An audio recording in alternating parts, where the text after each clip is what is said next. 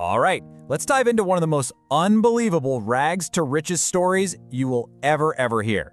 We're talking about the journey of John Paul DeJoria.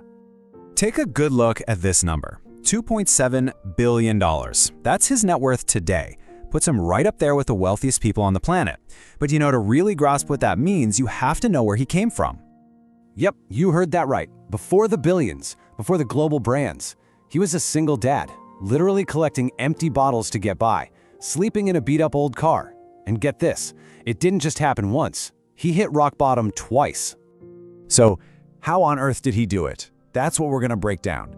We'll look at the whole journey from being homeless to becoming a billionaire, the struggles of his early life, that incredible turning point with just a $700 loan, how he built his empire, the really important lessons we can all learn from him, and finally, his core belief that real success is all about giving back.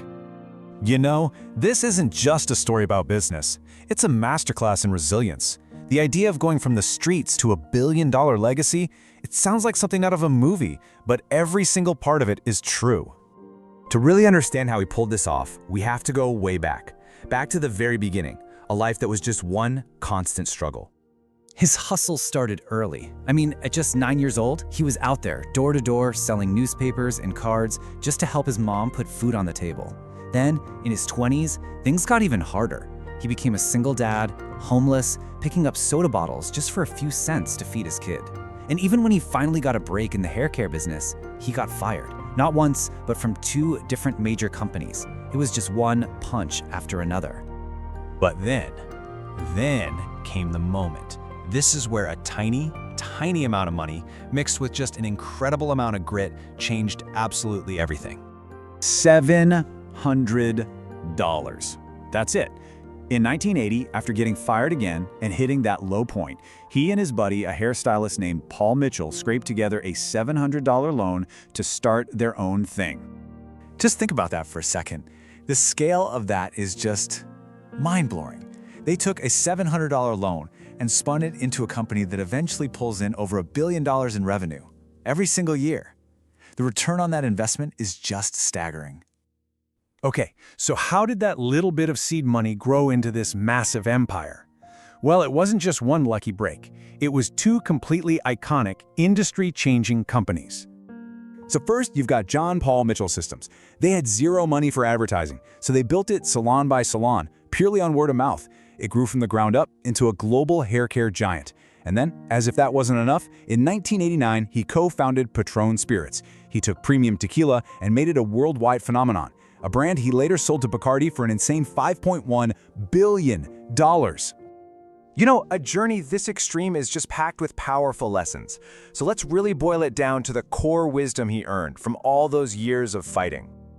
So what's the secret, right? What was the mindset that allowed him to not just survive, but to completely thrive when all the odds were stacked against him? Well, he lived by a few key rules. First, swallow your pride and ask for help. When a friend offered him and his son a place to stay, he took it.